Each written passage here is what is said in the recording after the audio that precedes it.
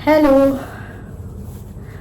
तो मैं फिर आपके साथ, और मैं बस, मेरा ये वीडियो बनाने का कोई ऐसा मकसद नहीं है कि कंटेंट चाहिए, या बस मेरे दिल में आया तो मैंने सोचा कि मैं आपसे शेयर कर लूँ। क्योंकि अभी यूट्यूब पे जो सपना है उनका बहुत एक वीडियो चल रहा है, जिन लोगों के लिए, जो लोग मतलब उनको, मैं तो उनको तब से जानती हूँ जब से उनका द रॉड चैनल था। और जैसे कि आपको पता है कि मैं डॉग लवर हूँ, तो उनके डॉग को देख के मैंने वीडियो देखना स्टार्ट किया था। फिर धीरे धीरे उनसे कनेक्ट फील हुआ और मैं रेगुलर बेस पे उनका वीडियो देखती हूँ। कभी कभी तो ऐसा होता था, अभी तो मैं यूट्यूब पे अभी अभी आई हूँ, तो इसका मतलब ये नहीं है कि मैं लोगों की वीडियो नहीं देखती। मैं लोगों को वीडियो, जिनको मैं पहले पसंद करती थी, उनकी वीडियो भी देखती हूँ। और जो लोग न्यू यूट्यूबर होते हैं, मतलब जो देखती हूँ मैं नीचे की बहुत कम व्यू है, और मैं उनकी वीडियो देखती हूँ, और मुझे अगर पसंद आती है तो मैं सब्सक्राइब करती हूँ और देखती हूँ। ऐसा नहीं है कि मेरे पास इतना टाइम नहीं है कि मैं ना देख पाऊँ। तो सपना तो फिर आपको पता ही है, यूट्यूब पे उनका बहुत अच्छा काम है, बहुत अच्छा उनका चैनल है, और उन्होंने बहुत ग्रो किया है।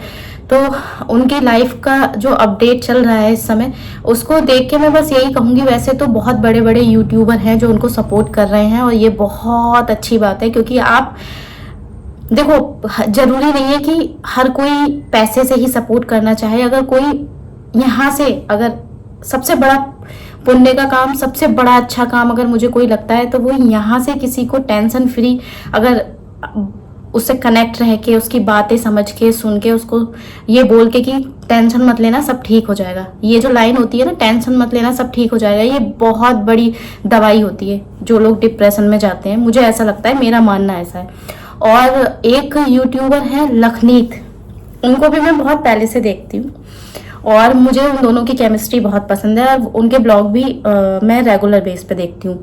क्योंकि जो बड़े यूट्यूबर हैं उनमें संभावना सेठ एंटरटेनमेंट, क्योंकि उनके डॉग्स हैं तो पता होगा, और मैं तो देखूंगी, उनको मैं देखती हूँ।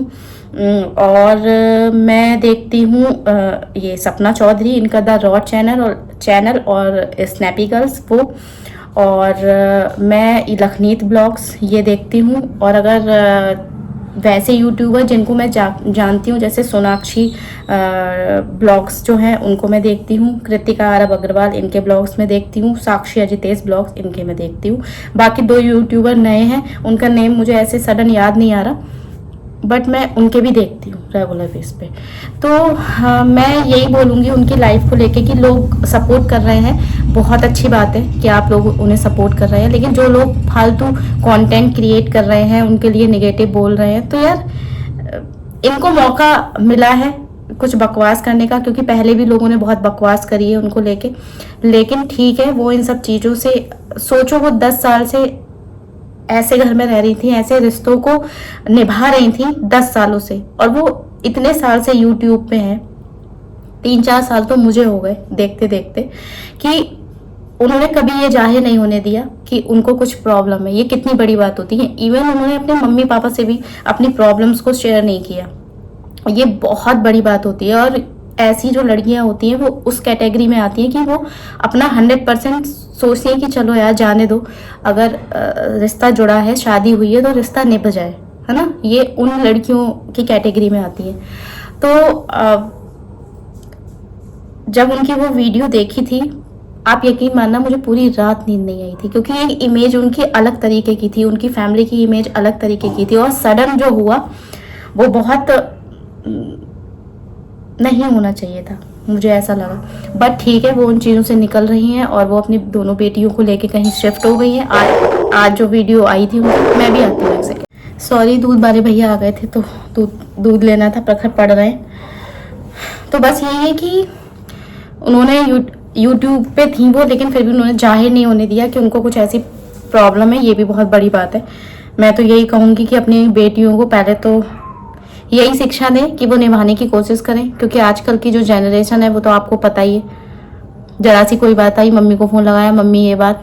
और आजकल के पेरेंट्स भी अब पता नहीं, लोग इस चीज़ को मिस जज कर लेंगे, बट मेरा मानना तो यही है कि पहले निभाने की कोशिश करनी चाहिए। घर की बातें घर में रहे तो ज़्यादा बेहतर है। और अगर सेकंड पार्ट, अगर, और ये जरूर सिखाएं अपनी बेटियों को कि अगर कोई प्रॉब्लम है तो इतना भी ना बर्दाश्त करें कि अपनी जान देनी पड़ जाए या आप डिप्रेशन में चली जाए। सपना का तो ये है कि टॉपिक यूट्यूब पे है, ऐसी बहुत सी बेटियां हैं जो इस तरीके की दिक्कतों से जूझती हैं, तो उनसे भी यही है कि वो बाहर निकलें और अपना नया जीवन स्टार्ट करें जैसे कि उन्होंने किया है। और मैं तो चाहती हूँ कि भगवान उनको इतनी तरक्की दे कि वो जिस प्रॉपर्टी के लिए उनके सास ससुर, कैसे यार, जिस बेटी को आप पसंद करके, उनकी तो अरेंज मैरिज है, अपने घर लेके आते हो और उसके बाद में बेटों के जाने के बाद वही आपकी बहुत बड़ी दुश्मन बन जाती है। क्यों भाई? समझ नहीं आती मुझे ये चीज कि इस तरीके के जो माँ बाप होते हैं उनकी मानसिकता क्या होती है। जो मैंने कॉल रिकॉर्डिंग उनकी सुनी थी कि तू क्या अपने मायके से लाई थी, तो अपने बेटों की शादी जाहिर तुम करते ही क्यों हो? अपने बेटों की शादी मत करो। मैं तो पहले भी वीडियो में बोल चुकी हूँ, इस तरीके की मानसिकता जो माँ बाप रखते हैं बड़े भारी। बेटे पैदा कर दिए तो तुमने कोई एहसान कर दिया क्या?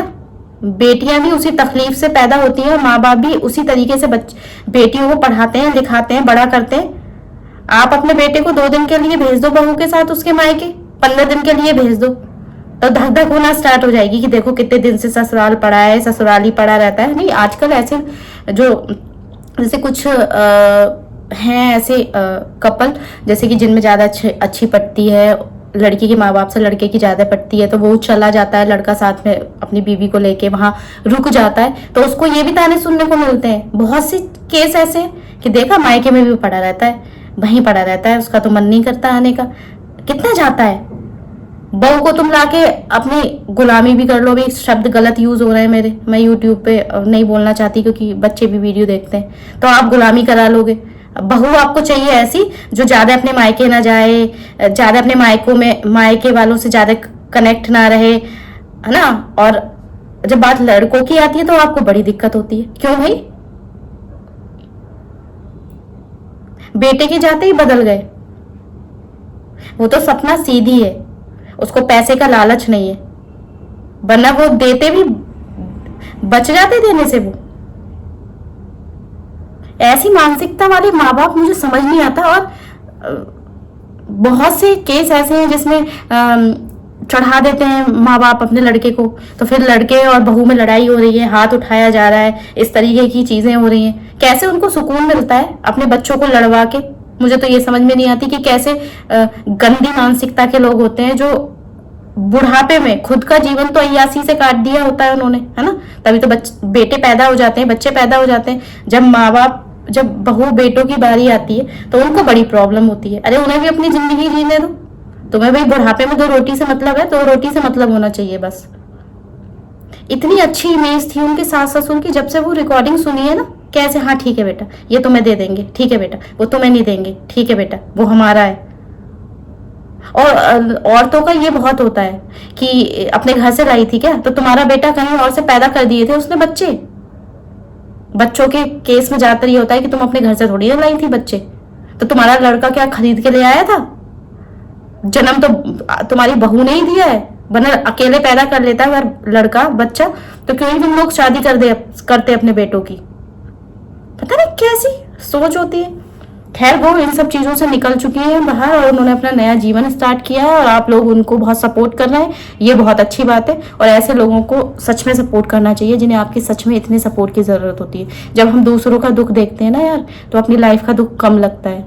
हम यहाँ रोते रहते हैं कि जीवन में ये नहीं, जीवन में वो नहीं। अरे ऐसे तो दुख सबको लगे हुए हैं, बट उनको देखो जिनको कितने स्ट्रगल है और उसके बाद भी वो हिम्मत करके ट्रैक पे आने की कोशिश कर रही हैं। मेरे तो ब्लेसिंग उनके साथ हैं। और जो लोग नेगेटिव कमेंट कर रहे हैं प्लीज़ ना करें, क्योंकि मेंटल हेल्थ ख़राब होती है तो बहुत बुरा लगता है। और उनकी तो 2 बेटियां हैं, उन्हें अपनी बेटियां भी पालनी है। तो बस सब लोग इस टॉपिक को लेके वीडियो बना रहे थे, तो मैंने सोचा मैं इसमें अपना मत रख दूं। मेरा मत क्या है, बस मुझे जो सही लगा मैंने आपसे बोल दिया।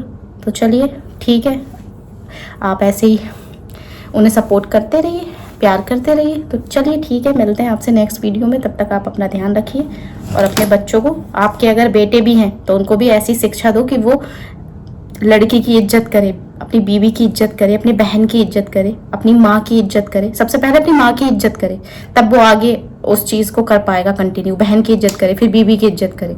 और अपनी बेटियों को भी यही सिखाइए कि इतना मेंटल हेल्थ खराब करने की कोई ज़रूरत नहीं है।